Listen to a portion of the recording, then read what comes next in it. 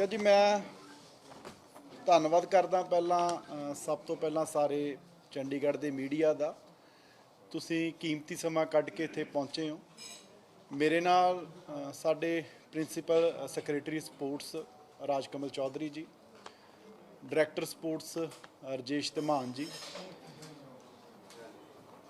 ਸੋ ਜਿਹੜੇ ਮੁੱਦੇ ਨੂੰ ਅੱਜ ਲੈ ਕੇ ਤੁਹਾਡੇ ਰੂਬਰੂ ਹੋਇਆ, ਮੈਂ ਸਭ ਤੋਂ ਪਹਿਲਾਂ ਤਾਂ ਕਾਮਨਵੈਲਥ ਦੇ ਖੇਡਾਂ ਦੇ ਵਿੱਚ ਸਾਡੇ ਦੇਸ਼ ਨੇ ਵੀ, ਸਾਡੇ ਪੰਜਾਬ ਦੇ ਖਿਡਾਰੀਆਂ ਨੇ ਵੀ ਬਹੁਤ ਅੱਛਾ ਪਰਫਾਰਮ ਕੀਤਾ। ਮੈਂ ਸਾਰੇ ਦੇਸ਼ ਦੇ ਖਿਡਾਰੀਆਂ ਨੂੰ ਜਿਨ੍ਹਾਂ ਨੇ ਤਿਰੰਗਾ ਜਿਹੜਾ 올림픽 ਖੇਡਾਂ ਦੇ ਕਾਮਨਵੈਲਥ ਖੇਡਾਂ ਦੇ ਵਿੱਚ ਦੇਸ਼ ਦਾ ਬੁਲੰਦ ਕੀਤਾ, ਮੈਂ ਉਹਨਾਂ ਸਾਰਿਆਂ ਨੂੰ ਮੁਬਾਰਕਬਾਦ ਦਿੰਦਾ। ਤੇ ਬੜੀ ਖੁਸ਼ੀ ਵਾਲੀ ਗੱਲ ਹੈ ਕਿ ਸਾਡੇ ਪੰਜਾਬ ਦੇ 17 ਖਿਡਾਰੀ, ਜਿਨ੍ਹਾਂ ਚੋਂ ਹਾਕੀ, ਕ੍ਰਿਕਟ, ਵੇਟ ਲਿਫਟਿੰਗ ਦੇ ਵਿੱਚ ਜਿਹੜੇ ਵੀ ਖਿਡਾਰੀਆਂ ਨੇ ਮੈਡਲ ਜਿੱਤੇ ਆ, ਮੈਂ ਸਾਰਿਆਂ ਨੂੰ ਮੁਬਾਰਕਬਾਦ ਦਿੰਦਾ। ਤੇ ਸਾਡੇ ਲਈ ਬੜੇ ਮਾਣ ਵਾਲੀ ਗੱਲ ਹੈ। ਤੇ ਮੈਂ ਧੰਨਵਾਦ ਕਰਦਾ CM ਸਾਹਿਬ ਦਾ, ਜਿਨ੍ਹਾਂ ਨੇ ਸਾਰਿਆਂ ਦੇ ਲਈ ਜਿਹੜੀ ਕੈਸ਼ ਪ੍ਰਾਈਜ਼ ਹੈ ਜਿਹਦੀ ਅਨਾਉਂਸਮੈਂਟ ਹੈ ਉਹ ਕੀਤੀ ਹੈ। ਕਿਉਂਕਿ ਆਮ ਤੌਰ 'ਤੇ ਪਿਛਲੇ ਸਮੇਂ 'ਚ ਕੀ ਹੁੰਦਾ ਰਿਹਾ, ਜੇ ਤਾਂ ਇਲੈਕਸ਼ਨ ਈਅਰ ਹੋਵੇ ਫਿਰ ਤਾਂ ਕੈਸ਼ ਪ੍ਰਾਈਜ਼ ਵੀ ਅਨਾਉਂਸ ਹੋ ਜਾਂਦੇ ਆ, ਨੌਕਰੀਆਂ ਵੀ ਅਨਾਉਂਸ ਹੋ ਜਾਂਦੀਆਂ ਨੇ। ਜੇ ਇਲੈਕਸ਼ਨ ਈਅਰ ਨਾ ਹੋਵੇ ਫਿਰ ਕੋਈ ਨਹੀਂ ਪੁੱਛਦਾ। ਇਹ ਪਹਿਲੀ ਵਾਰੀ ਹੋਇਆ ਕਿ ਕੋਈ ਇਲੈਕਸ਼ਨ ਈਅਰ ਨਹੀਂ, ਤੇ ਮੈਨੂੰ ਲੱਗਦਾ ਵੀ ਹਜੇ ਜਿਹੜੇ ਸਾਡੇ ਖਿਡਾਰੀ ਨੇ ਉਹ ਮੈਡਲ ਲੈ ਕੇ ਸਟੇਜ ਤੋਂ ਵੀ ਨਹੀਂ ਉਤਰੇ ਹੋਣੇ।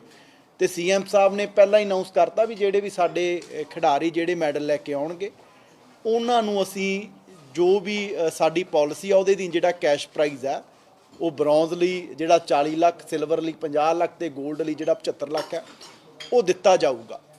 ਸੋ ਮੈਂ ਸਾਰੇ ਖਿਡਾਰੀਆਂ ਨੂੰ ਮੁਬਾਰਕਬਾਦ ਦਿੰਦਾ ਤੇ ਉਮੀਦ ਕਰਦਾ ਕਿ ਆਉਣ ਵਾਲੇ ਸਮੇਂ 'ਚ ਇਸ ਤੋਂ ਵੀ ਬਿਹਤਰ ਜਿਹੜਾ ਪਰਫਾਰਮ ਕਰਨਗੇ।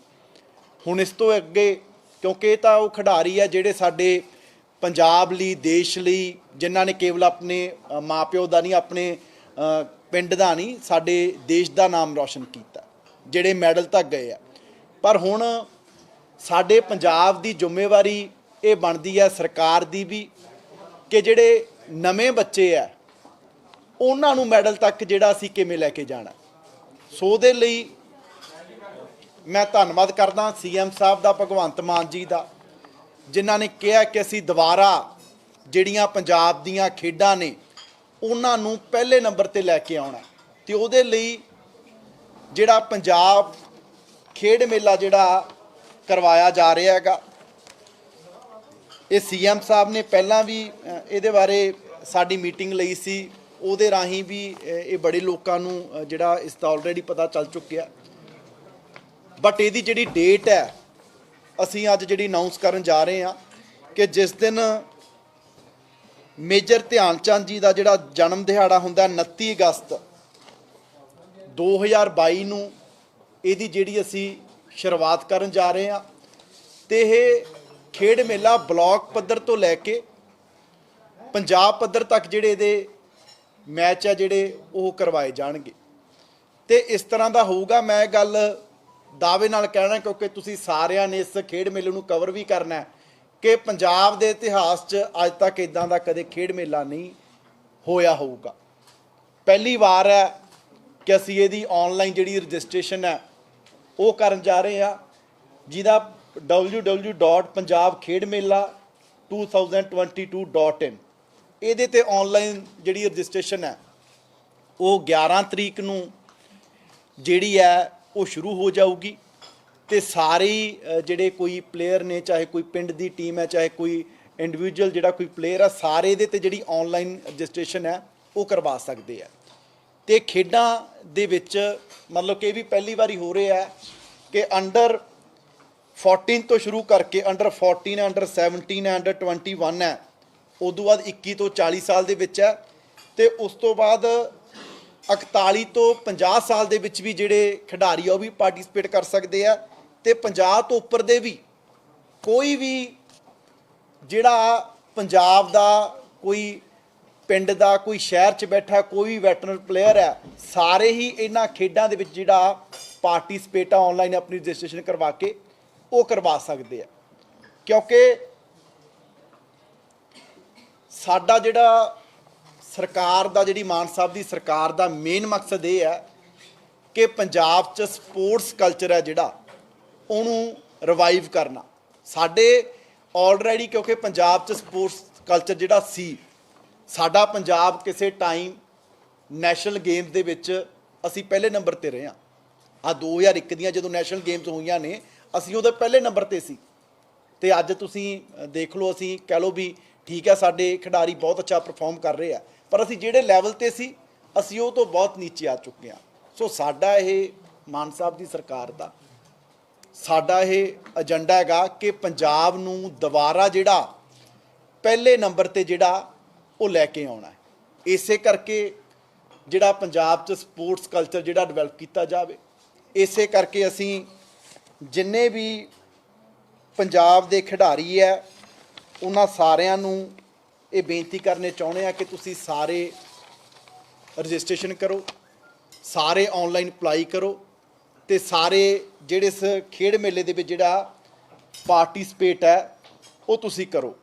ਤੇ ਮੈਨੂੰ ਉਮੀਦ ਹੈ ਵੀ ਤਕਰੀਬਨ 4-5 ਲੱਖ ਖਿਡਾਰੀ ਐਤਕੀ ਖੇਡ ਮੇਲੇ ਦੇ ਵਿੱਚ ਜਿਹੜਾ ਪਾਰਟਿਸਪੇਟ ਕਰਨਗੇ ਤੇ ਪਿੰਡਾਂ ਦੇ ਵਿੱਚ ਦੁਬਾਰਾ ਜਿਹੜਾ ਖੇਡਾਂ ਵਾਲਾ ਮਾਹੌਲ ਹੈ ਪੰਜਾਬ ਦੇ ਵਿੱਚ ਜਿਹੜਾ ਰਿਵਾਈਵ ਹੈ ਉਹ ਹੋਊਗਾ।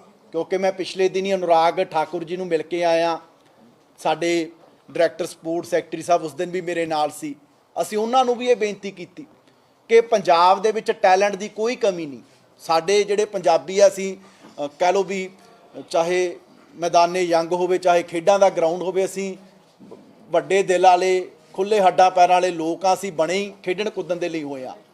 ਕਾਰਨ ਹੈ ਕਿ ਸਾਨੂੰ ਜਿਹੜਾ ਉਹ ਮਾਹੌਲ, ਉਹ ਪਲੇਟਫਾਰਮ, ਉਹ ਜਿਹੜਾ ਪਿਛਲੇ ਸਮੇਂ ਤੋਂ ਜਿਹੜਾ ਉਹ ਨਹੀਂ ਮਿਲ ਰਿਹਾ। ਤੁਸੀਂ ਦੇਖੋ, ਇਹਦੀ ਅਗਲੇ ਦਿਨ ਹੀ ਸਭ ਤੋਂ ਵੱਡੀ ਉਦਾਹਰਨ ਆਹ ਕੁਸ਼ਤੀ ਦਾ ਜਿਹੜਾ ਰੈਸਲਿੰਗ ਦੇ ਮੈਚ ਹੋਏ, ਉਹਦੇ 'ਚ ਜਿਹਦਾ ਗੋਲਡ ਆਇਆ ਉਹਦਾ ਵੀ ਜਿਹੜਾ ਪਿੱਛਾ ਜਿਹੜਾ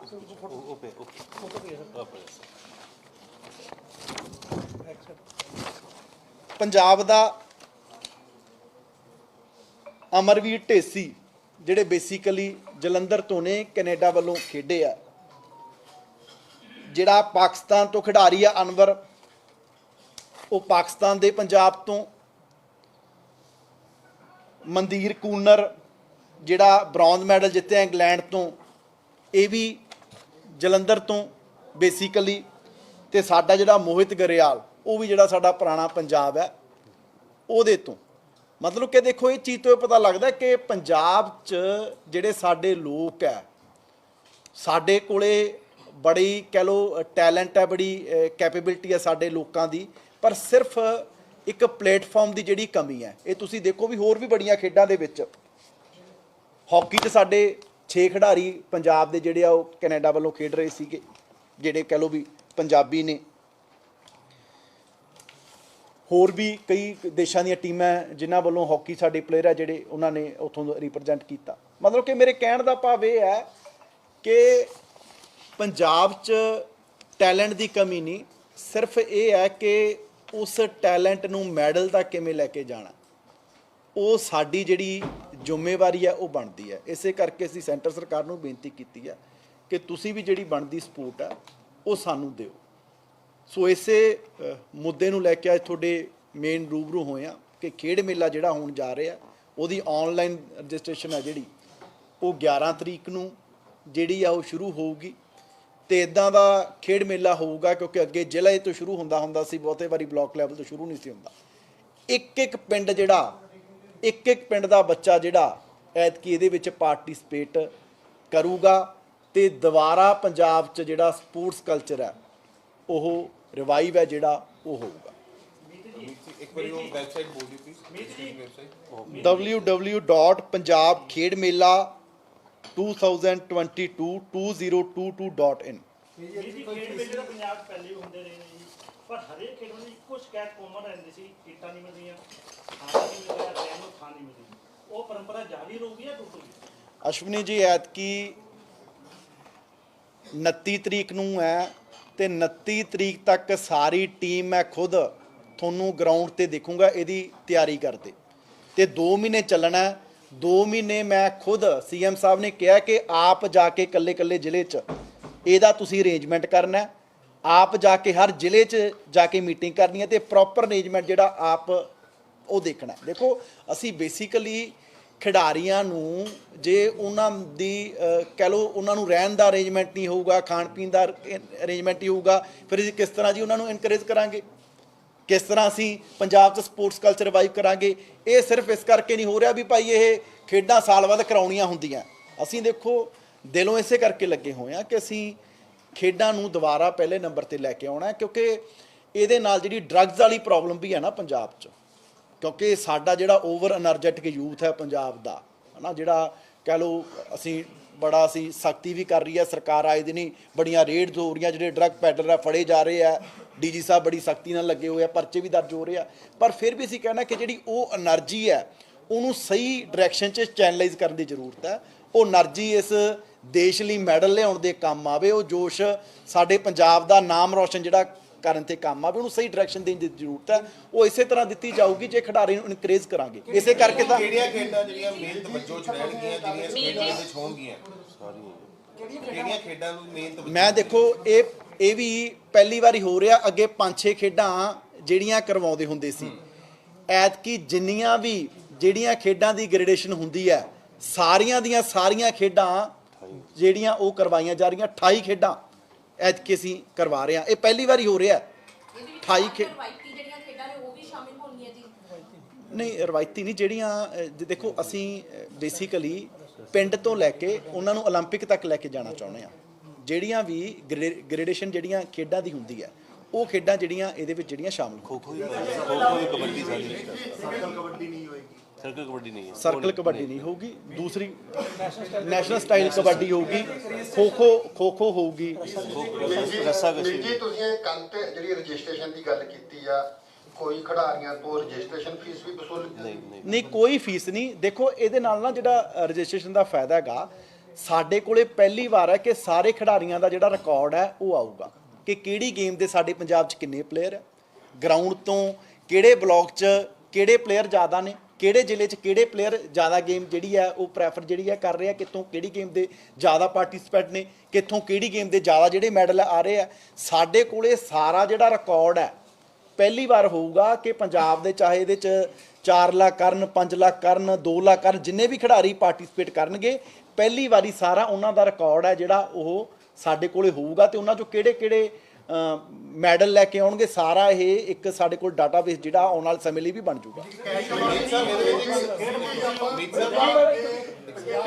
ਡੀਪੀਟੀ ਸਕੀਮ ਦੇ ਅਧੀਨ ਪਿਛਲੀ ਸਰਕਾਰ ਦੇ ਵੇਲੇ ਕਿੱਟਾਂ ਦਾ ਬੜਾ ਮਾਮਲਾ ਸਾਹਮਣੇ ਆਇਆ ਸੀਗਾ ਉਹ ਬੜਾ ਵੱਡਾ ਘੁਟਾਲਾ ਹੈਗਾ ਕਿਉਂਕਿ ਤੁਸੀਂ ਖੇਡ ਮੰਤਰੀ ਹੋ ਇੱਕ ਮੇਰਾ ਤੇ ਉਹ ਡੀਪੀਟੀ ਸਕੀਮ ਆ ਜਿਹੜੀ ਉਹ 3-3000 ਰੁਪਇਆ ਉਹਨਾਂ ਦੇ ਖਾਤੇ 'ਚ ਪਾਇਆ ਸੀ ਦੁਬਾਰਾ ਲਿਆ ਗਿਆ ਦੂਸਰਾ ਮੇਰਾ ਪ੍ਰਸ਼ਨ ਹੈ ਕਿ ਇੱਕ ਇਕਬਾਲ ਸਿੰਘ ਸੰਧੂ ਵੱਲੋਂ ਮੁੱਖ ਮੰਤਰੀ ਸਾਹਿਬ ਨੂੰ ਵੀ ਸ਼ਿਕਾਇਤ ਕੀਤੀ ਗਈ ਸੀ ਉਹ ਤੁਹਾਡੇ ਸੁਖਬੀਰ ਸਿੰਘ ਗਰੇਵਾਲ ਡਾਇਰੈਕਟਰ ਦੇ ਬਾਰੇ 'ਚ ਤੇ ਨਾਲ ਕੋਚਾਂ ਦੇ ਬਾਰੇ ਉਹ ਜਾਲੀ ਕੋਚਿੰਗ ਜਿਹੜੀ ਕੀਤੀ ਗਈ ਉਹ 50 ਲੱਖ ਦਾ ਉਹਨਾਂ ਨੇ ਕੈਸ਼ ਜਿਹੜਾ ਅਵਾਰਡ ਪ੍ਰਾਪਤ ਕੀਤਾ ਗਿਆ ਉਹਦੀਆਂ ਦੋ ਜਿਹੜੀਆਂ ਨੇ ਸ਼ਿਕਾਇਤਾਂ ਲਿਖਤੀ ਤੌਰ ਦੇ ਉੱਤੇ 8/7 ਨੂੰ ਕੀਤੀ ਗਈ ਇੱਕ 21/3 ਨੂੰ ਕੀਤੀ ਗਈ ਆ ਸਾਰੇ ਹਲਫੀਆ ਬਿਆਨ ਨੇ ਜੀ ਉਹਦੇ ਸਬੰਧ ਵਿੱਚ ਤੁਸੀਂ ਮੈਂ ਦੇਖੋ ਮੈਂ ਤੁਹਾਨੂੰ ਬੇਨਤੀ ਕਰਨੀ ਚਾਹਣਾ ਉਹਦੇ ਤੇ ਆਲਰੇਡੀ ਅਸੀਂ ਆਪ ਹੀ ਲਿਖ ਕੇ ਜਿਹੜਾ ਅਸੀਂ ਭੇਜ ਚੁੱਕੇ ਹਾਂ ਵੀ ਉਹਦੀ ਜਿਹੜੀ ਇਨਕੁਆਰੀ ਹੈ ਜਿਹੜੀ ਉਹਦੀ ਜਾਂਚ ਹੈ ਉਹ 'ਚ ਕਿਸੇ ਨਿਰਪੱਖ ਏਜੰਸੀ ਤੋਂ ਜਿਹੜੀ ਆ ਉਹ ਕਰਵਾਈ ਜਾਵੇ ਅਸੀਂ ਭੇਜ ਚੁੱਕੇ ਹਾਂ ਪਰ ਮੇਰਾ ਦੇਖੋ ਅੱਜ ਅਸੀਂ ਇੱਕ ਪੋਜ਼ਿਟਿਵ ਜਿਹੜੀ ਪ੍ਰੈਸ ਕਾਨਫਰੰਸ ਹੈ ਜਿਹੜੀ ਉਹ ਕਰਨਾ ਚਾਹੁੰਦੇ ਆ ਜਿਹੜਾ ਮੁੱਦਾ ਅੱਜ ਦਾ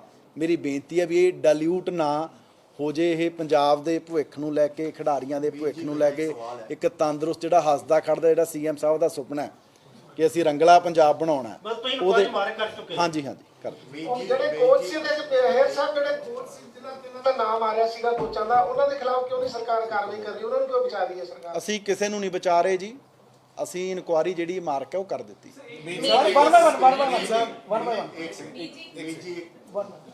ब्लॉक स्तर पे स्पोर्ट्स ब्लॉक स्तर पे जिला जीतेगा वो जिला स्तर पे आएगा ये की मतलब ਜਿਹੜਾ ਬਲਾਕ ਤੋਂ ਜਿੱਤੂਗਾ ਉਹ ਜ਼ਿਲ੍ਹੇ ਤੇ ਆਊਗਾ 2 ਟੀਮਾਂ ਹਰ ਬਲਾਕ ਤੋਂ ਹਰ ਗੇਮ ਦੀਆਂ। ਸਰ ਜਿਹੜੀ ਅਗਰ ਟੀਮਾਂ ਹੈ ਕੁਝ ਇੰਡੀਵਿਜੂਅਲ ਗੇਮਸ ਇੰਡੀਵਿਜੂਅਲ ਵੀ ਇੰਡੀਵਿਜੂਅਲ में ਜਿਹੜਾ ਵਿਨਰ ਤੇ loser first two first two definitely first First two two. ਤੇ ਲੂਜ਼ਰ ਹਾਂ, ਉਹ ਫਸਟ ਟੂ ਜਿਹੜੇ ਡਿਸਟ੍ਰਿਕਟ ਤੇ ਆਉਣਗੇ, ਡਿਸਟ੍ਰਿਕਟ ਤੋਂ ਜਿਹੜੇ ਜਿੱਤਣਗੇ ਉਹ ਸਟੇਟ ਤੇ ਜਾਣਗੇ। ਤੇ ਸਟੇਟ ਵੀ ਐਤ ਕਿਸੇ ਇਸ ਤਰ੍ਹਾਂ ਕਰਵਾ ਰਹੇ ਆ, ਨਹੀਂ ਅੱਗੇ ਐ ਹੁੰਦਾ ਸੀ ਵੀ ਇੱਕੋ ਜਗ੍ਹਾ ਤੇ ਉੱਥੇ ਹਾਕੀ ਹੋ ਰਹੀ ਆ, ਉੱਥੇ ਐਥਲੈਟਿਕਸ ਹੋ ਰਹੀ ਆ।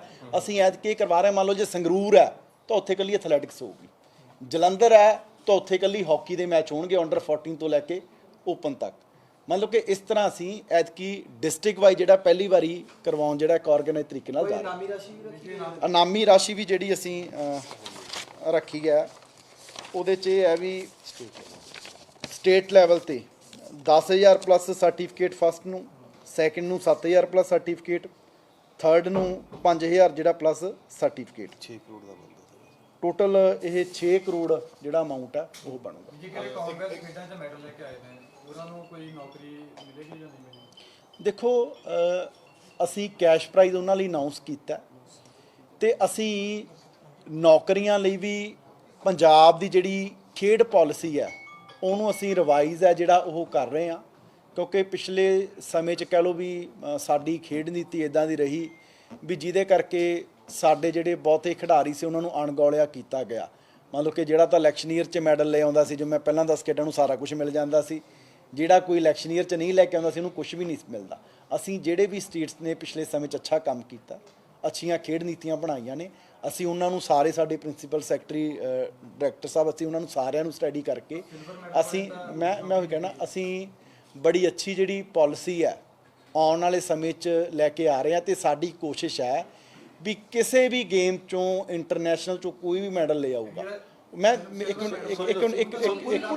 ਮਿੰਟ ਮੇਰੀ ਬੇਨਤੀ ਸੁਣੋ, ਕੋਈ ਵੀ ਖਿਡਾਰੀ ਜਿਹੜਾ ਵੀ ਮੈਡਲ ਲੈ ਆਊਗਾ, ਅਸੀਂ ਇਦਾਂ ਦੀ ਪਾਲਿਸੀ ਜਿਹੜੀ ਆਉਣ ਵਾਲੇ ਸਮੇਂ 'ਚ ਲਿਆ ਰਹੇ ਹਾਂ ਕਿ ਕੋਈ ਵੀ ਨੌਕਰੀ ਤੋਂ ਬਿਨਾਂ ਰਹੂਗਾ ਹੀ ਨਹੀਂ। ਕਿਉਂਕਿ ਅੱਜ ਇਦਾਂ ਦੇ ਵੀ ਤੁਹਾਨੂੰ ਇੰਟਰਨੈਸ਼ਨਲ ਖਿਡਾਰੀ ਮਿਲ ਜਾਂਦੇ ਆ ਜਿਹੜੇ ਵਿਚਾਰੇ ਅੱਜ ਦਿਹਾੜੀ ਕਰਦੇ ਆ। ਵੀਰ ਜੀ ਐਕਸਕਿਊਜ਼ ਮੀ ਵੀਰ ਜੀ, ਜਦੋਂ ਵੀ ਕੋਈ ਇੰਟਰਨੈਸ਼ਨਲ ਗੇਮਸ ਹੁੰਦੀ ਹੈ, 올림픽 ਹੋ ਗਿਆ, ਏਸ਼ੀਅਨ ਹੋ ਗਿਆ, ਕਾਮਨਵੈਲਥ ਹੋ ਗਿਆ, ਉਦੋਂ ਅਨਾਉਂਸਮੈਂਟਸ ਹੁੰਦੀਆਂ ਇਨਾਮਾਂ ਦੀਆਂ, ਖਾਸ ਕਰਕੇ ਵੱਡੇ ਕੈਸ਼ ਪ੍ਰਾਈਜ਼ਸ ਦੀਆਂ ਜਾਂ ਫਿਰ ਜੋ ਵੀ ਅਨਾਉਂਸਮੈਂਟਸ ਹੁੰਦੀਆਂ। ਪਰ ਜਿਹੜੇ ਸਟੇਟ ਲੈਵਲ ਤੇ ਹੁੰਦੇ ਆ, ਪਿਛਲੇ ਟਾਈਮਾਂ ਦੇ ਵੀ ਪੈਂਡਿੰਗ ਨੇ 4-4 6-6 ਮਹੀਨੇ ਜਾਂ ਉਹਨਾਂ ਤੋਂ ਵੀ ਜ਼ਿਆਦਾ ਟਾਈਮ ਤੇ ਉਹਨਾਂ ਨੂੰ ਇਨਾਮੀ ਰਾਸ਼ੀ ਜਿਹੜੀ ਕੋਸ਼ਿਸ਼ ਕੀਤੀ ਜਾਂਦੀ ਉਹ ਨਹੀਂ ਮਿਲਦੀ। ਪ੍ਰਾਇਮਰੀ ਸਟੇਜ ਤੇ ਉਹਨਾਂ ਦੀ ਜਿਹੜੀ ਫਾਈਨੈਂਸ਼ੀਅਲ ਹੈਲਪ ਕਰਕੇ ਉਹਨਾਂ ਨੂੰ ਅਪਗ੍ਰੇਡ ਕਰਨਾ, ਉਹਨਾਂ ਨੂੰ ਗਰੋ ਕਰਨਾ, ਉਹਨਾਂ ਲਈ ਇੱਕ ਹਫ਼ਤੇ 7 ਦਿਨਾਂ ਦੇ 8-10 ਦਿਨਾਂ ਦੇ ਵਿੱਚ ਮੈਂ ਤੁਹਾਡੇ ਦੁਬਾਰਾ ਰੂਬਰੂ ਹੋਊਂਗਾ ਤੇ ਇਦਾਂ ਦੀ ਪਾਲਿਸੀ ਉਹਨਾਂ ਖਿਡਾਰੀਆਂ ਲਈ ਲੈ ਕੇ ਆ ਰਹੇ ਹਾਂ ਸਟੇਟ ਤੇ ਨੈਸ਼ਨਲ ਵਾਲਿਆਂ ਲਈ। ਮਤਲਬ ਕਿ ਅੱਜ ਤੱਕ ਮੈਨੂੰ ਲੱਗਦਾ ਵੀ ਕਿਸੇ ਵੀ ਸੂਬੇ 'ਚ ਉੱਦਾਂ ਦੀ ਪਾਲਿਸੀ ਆਈ ਨਹੀਂ ਹੋਣੀ। ਕਿਉਂਕਿ ਦੇਖੋ ਅਸੀਂ ਸਤਿਕਾਰ ਕਰਦੇ ਹਾਂ, ਮਾਨ ਸਨਮਾਨ ਉਹਨਾਂ ਦਾ ਕਰਦੇ ਹਾਂ ਜਿਹੜੇ ਖਿਡਾਰੀ ਮੈਡਲ ਲੈ ਕੇ ਆਉਂਦਾ, ਕਿਉਂਕਿ ਜੇ ਉਹਨਾਂ ਦੀ ਹੌਸਲਾ ਅਫਜ਼ਾਈ ਕਰਾਂਗੇ ਤਾਂ ਕੱਲ੍ਹ ਨੂੰ ਹੋਰ ਖਿਡਾਰੀਆਂ 'ਚ ਵੀ ਜਿਹੜੇ ਬੱਚੇ ਨਵੇਂ ਖੇਡਦੇ ਆ, ਉਹਦੇ ਪਿੰਡ ਦੇ, ਉਹਦੇ ਸ਼ਹਿਰ ਦੇ, ਉਹਨਾਂ 'ਚ ਹੌਸਲਾ ਹੁੰਦਾ ਵੀ ਯਾਰ ਵੱਡਾ ਵੀਰਾ ਖੇਡਦਾ ਸੀ, ਉਹਨੂੰ ਇੰਨਾ ਮਾਨ ਸਨਮਾਨ ਰਾਸ਼ੀ ਮਿਲੀ, ਅਸੀਂ ਵੀ ਖੇਡੀਏ। ਪਰ ਅਸੀਂ ਨਾਲ ਇਹ ਵੀ ਚਾਹੁੰਦੇ ਹਾਂ ਕਿ ਜਿਹੜੇ ਸਾਡੇ ਅੱਜ ਪਿੰਡਾਂ ਦੇ ਬੱਚੇ ਆ ਉਹਨਾਂ ਨੂੰ ਉਸ ਮੈਡਲ ਤੱਕ ਉਹ ਜਿਹੜਾ ਰਸਤਾ ਉਹਨੇ ਕਿੱਦਾਂ ਤੈਅ ਕਰਨਾ, ਉਹ ਤਾਂ ਹੀ ਤੈਅ ਕਰੂਗਾ ਜੇ ਉਹਦੀ ਕੋਈ ਹੌਸਲਾ ਵੀ ਹੋਊਗਾ, ਨਾਲ ਉਹਦੀ ਫਾਈਨੈਂਸ਼ੀਅਲ ਜਿਹੜੀ ਸਪੋਰਟ ਹੈ ਉਹ ਵੀ ਹੋਊਗੀ। ਕਿਉਂਕਿ ਬੜੇ ਖਿਡਾਰੀ ਇਦਾਂ ਦੇ ਆ ਜਿਹੜੇ ਆਪੋਜੀਸ਼ਨ ਲੀਡਰਸ ਇੱਕ ਐਲੀਗੇਸ਼ਨ ਲਗਾ ਰਹੇ ਨੇ ਕਿ ਦਿੱਲੀ ਦੇ ਵਿੱਚ ਕਾਮਨਵੈਲਥ ਗੇਮ ਦੀ ਰੈਸਲਰ ਦਿਵਿਆ ਕਾਕਰਾਂ ਜਿੱਤ ਕੇ ਆਈ ਔਰ ਉਹਨੂੰ ਕੁਝ ਨਹੀਂ ਮਿਲਿਆ। ਈਵਨ ਉਹਨੇ ਪ੍ਰੈਸ ਕਾਨਫਰੰਸ ਕੀਤੀ ਕਿ ਮੈਨੂੰ ਲਗਾਤਾਰ ਦਿੱਲੀ ਸਰਕਾਰ ਨੂੰ ਕਹਿ ਰਹੀ ਸੀ ਕਿ ਮੈਨੂੰ ਮੈਡਲ ਲੈ ਕੇ ਆਈ, ਦਿੱਲੀ ਗਵਰਨਮੈਂਟ ਦੀ ਇਨਾਮ ਰਾਸ਼ੀ ਦਿੱਤੀ। ਮੈਂ ਪੰਜਾਬ ਗਵਰਨਮੈਂਟ ਦੀ ਗੱਲ ਜਿਹੜੀ ਆ, ਮਤਲਬ ਮੈਂ ਆਪੋਜੀਸ਼ਨ ਲੀਡਰ ਦੀ ਗੱਲ ਕਰ ਰਿਹਾ ਜੀ। ਆਪੋਜੀਸ਼ਨ ਵਾਲਿਆਂ ਦੀ ਪੰਜਾਬ 'ਚ ਉਹਨਾਂ ਦੀਆਂ ਹੀ ਸਰਕਾਰਾਂ ਰਹੀਆਂ ਨੇ ਤੇ ਉਹਨਾਂ ਨੇ ਇਲੈਕਸ਼ਨ ਈਅਰ ਤੋਂ ਬਿਨਾਂ, ਤੁਸੀਂ ਪੁਰਾਣਾ ਚੱਕ ਕੇ ਦੇਖ ਲਓ, ਨੌਕਰੀਆਂ ਕਿਉਂ ਦਿੱਤੀਆਂ ਨੇ? 2016 'ਚ ਦਿੱਤੀਆਂ ਜੀ, ਕਾਰਨ ਸਪੋਰਟਸ ਸਾਲ ਨੂੰ ਇਲੈਕਸ਼ਨ ਈਅਰ ਸੀ। ਉਦੋਂ ਪਹਿਲਾਂ ਕਿਉਂ ਦਿੱਤੀਆਂ ਜੀ? 2011 'ਚ ਦਿੱਤੀਆਂ, ਕਾਰਨ ਕਿਉਂਕਿ 2012 'ਚ ਇਲੈਕਸ਼ਨ ਈਅਰ ਸੀ। ਜਦੋਂ ਇਲੈਕਸ਼ਨ ਈਅਰ ਆਉਂਦਾ ਉਦੋਂ ਕੁਝ ਕਰਦੇ ਆ, ਸਾਡੇ ਤੱਕ ਸਿਰ ਤੇ ਕੋਈ ਵੋਟਾਂ ਨਹੀਂ ਖੜੀਆਂ। ਅਸੀਂ ਦੇਖੋ ਵਾਕਿਆ ਹੀ ਪੰਜਾਬ ਦੀਆਂ ਜਿਹੜੀਆਂ ਖੇਡਾਂ ਨੇ ਉਹਨਾਂ ਨੂੰ ਦੁਬਾਰਾ ਅਸੀਂ 1 ਨੰਬਰ ਤੇ ਲੈ ਕੇ ਆਉਣਾ ਚਾਹੁੰਦੇ ਹਾਂ। ਦੇ 2001 'ਚ ਅਸੀਂ ਪਹਿਲੇ ਨੰਬਰ ਤੇ ਆ ਸਕਦੇ ਸੀ, ਤਾਂ 2022 ਚ ਕਿਉਂ ਨਹੀਂ ਆ ਸਕਦੇ? ਇੱਕ ਇੰਪੋਰਟੈਂਟ ਸਵਾਲ ਹੈ ਵੀਰ ਜੀ, ਬਹੁਤ ਇੰਪੋਰਟੈਂਟ ਸਵਾਲ ਹੈ। ਸਰਕਲ ਕਬੱਡੀ ਦਾ ਸਵਾਲ ਹੈ। ਤੁਸੀਂ ਕਿਹਾ ਸਰਕਲ ਕਬੱਡੀ ਇਹਦੇ ਵਿੱਚ ਨਹੀਂ ਹੋਏਗੀ, ਹਾਲਾਂਕਿ ਪੰਜਾਬ ਦਾ ਜਿਹੜਾ ਯੂਥ ਹੈ ਉਹ ਜ਼ਿਆਦਾ ਸਰਕਲ ਕਬੱਡੀ ਵੱਲ ਕਾਫੀ ਜ਼ਿਆਦਾ ਨਜ਼ਰ ਆਉਂਦਾ, ਔਰ ਇੰਟਰਨੈਸ਼ਨਲ ਲੈਵਲ ਤੇ ਵੀ ਸਰਕਲ ਕਬੱਡੀ ਦੀ ਕਾਫੀ ਵੈਲਿਊ ਹੈਗੀ ਹੈ, ਤੇ ਉਸੇ ਖੇਡ ਨੂੰ ਤੁਸੀਂ ਨਹੀਂ ਦੇਖੋ, ਉਹ ਜਿਹੜੀ ਸਰਟੀਫਾਈਡ ਨਹੀਂ ਹੈ ਉੱਥੇ, ਜਿਹੜੀ 올림픽 ਵੱਲੋਂ ਨਾ ਕਿਸੇ ਹੋਰ ਜਿਹੜੇ ਇੰਟਰਨੈਸ਼ਨਲ ਪਲੇਟਫਾਰਮ ਤੇ ਜਿਹੜੀ ਉਹ ਨਹੀਂ ਕਰਵਾਈ ਜਾਂਦੀ। ਅਸੀਂ ਜਿਹੜੀਆਂ ਵੀ ਖੇਡਾਂ ਉਸੇ ਚੀਜ਼ ਨੂੰ ਪ੍ਰਮੋਟ ਕਰਨੀ ਕਿਸੇ ਟਾਈਮ ਤੇ ਵਰਲਡ ਕੱਪ ਤੱਕ ਕਰਵਾਏ ਗਏ। ਦੇਖੋ, ਗ੍ਰੇਡੇਸ਼ਨ ਵਾਲੀਆਂ ਜਿਹੜੀਆਂ ਖੇਡਾਂ ਨੇ ਨਾ, ਅਸੀਂ ਉਹਨਾਂ ਨੂੰ ਜਿਹੜਾ ਉਹ ਕਰ ਰਹੇ ਹਾਂ। ਕਬੱਡੀ ਵੀ ਸਾਡੇ ਪਿੰਡਾਂ 'ਚ NRI ਬਹੁਤ ਪੈਸਾ ਲਾਉਂਦੇ ਆ, ਅਸੀਂ ਸਾਰੇ ਸਤਿਕਾਰ ਕਰਦੇ ਹਾਂ।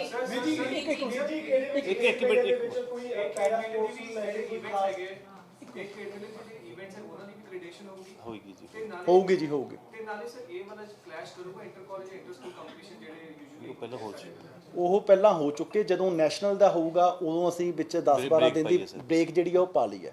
ਅਸੀਂ ਸਾਰਾ ਜਿਹੜਾ ਉਹ ਪਲਾਨ ਆ, ਅਸੀਂ ਸਾਰਾ ਕੁਝ ਮਤਲਬ ਕਿ ਕੋਈ ਵੀ ਇੱਕ ਦੂਸਰੇ ਨਾਲ ਕਲੈਸ਼ ਨਾ ਕਰੇ, ਉਹ ਦੇਖ ਕੇ ਪਲਾਨ ਕਰੀਏ।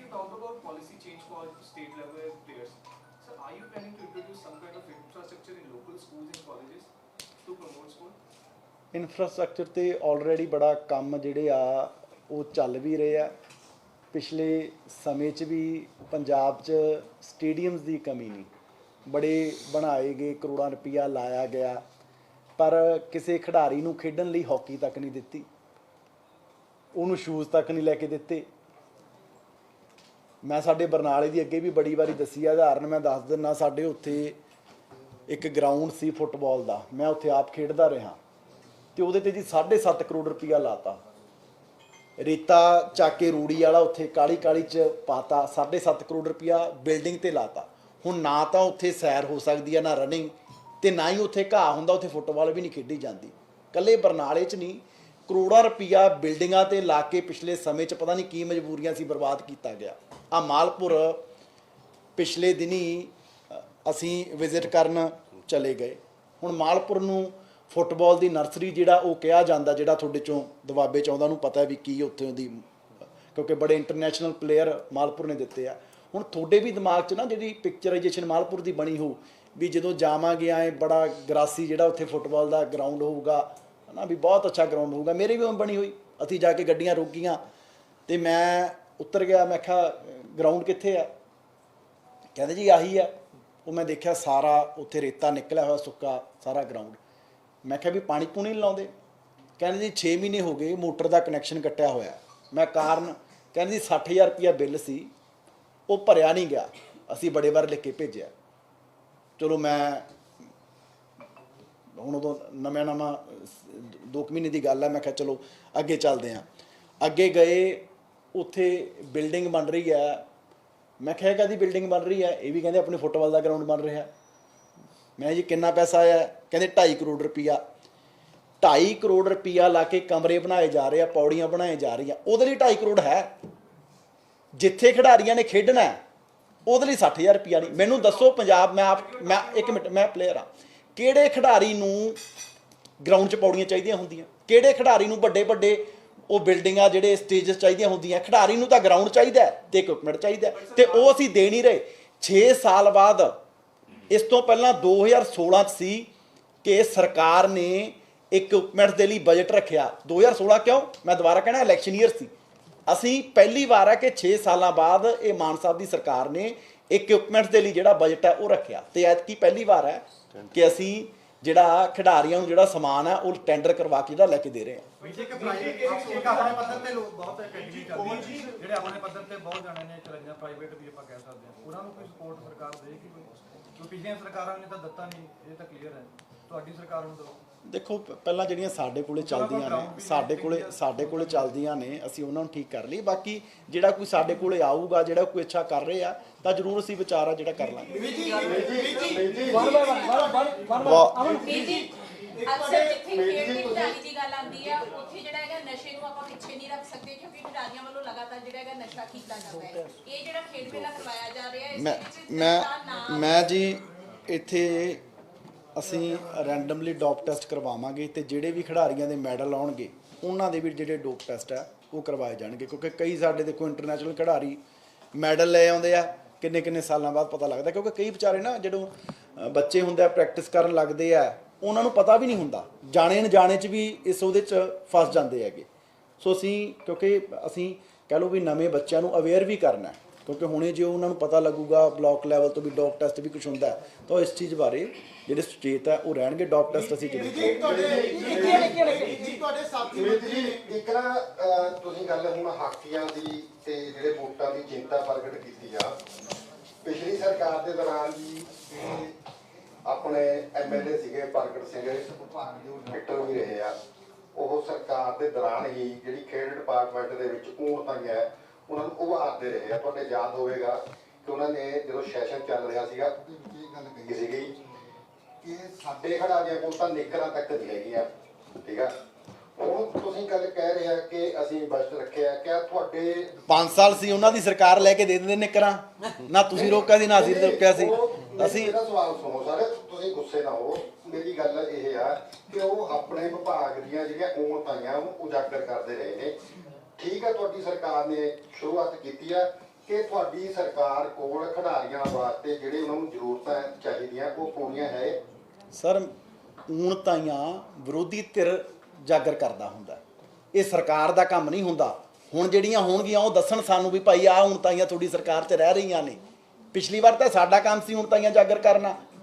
ਉਹਨਾਂ ਕੋਲੇ ਮਹਿਕਮਾ ਰਿਹਾ, ਉਹ ਸਰਕਾਰ ਦੇ ਵਿੱਚ ਰਹੇ ਨੇ, ਤਾਂ ਉਹਨਾਂ ਨੂੰ ਜਿਹੜੀਆਂ ਖਿਡਾਰੀਆਂ ਨੂੰ ਉਣਤਾਈਆਂ ਆ ਰਹੀਆਂ ਸੀ ਉਹਨੂੰ ਠੀਕ ਕਰਨਾ ਚਾਹੀਦਾ ਸੀ, ਕਰਵਾਉਣਾ ਚਾਹੀਦਾ ਸੀ ਹਨਾ। ਦੇਖੋ ਇਹ ਇਕੱਲਾ ਬੋਲਣ ਨਾਲ ਕੁਝ ਨਹੀਂ ਹੁੰਦਾ। ਹੁਣ ਸਾਡੇ ਕੋਲੇ ਸਰਕਾਰ ਬਣੀ ਆ ਤਾਂ ਅਸੀਂ ਪਹਿਲੇ ਸਾਲ ਇਹ ਸੀਐਮ ਸਾਹਿਬ ਨੇ ਜਿਹੜਾ ਇਕਵਿਪਮੈਂਟ ਦੇ ਬਜਟ ਦਾ ਜਿਹੜਾ ਪ੍ਰਬੰਧ ਹੈ ਉਹ ਕੀਤਾ ਵੀ ਖਿਡਾਰੀਆਂ ਨੂੰ ਉਹਨਾਂ ਲਈ ਨਿੱਕਰਾਂ ਵੀ ਲੈ ਕੇ ਦਿਓ ਤੇ ਇਹਨਾਂ ਨੂੰ ਖੇਡਣ ਲਈ ਸਮਾਨ ਵੀ ਲੈ ਕੇ ਦਿਓ। ਧੰਨਵਾਦ।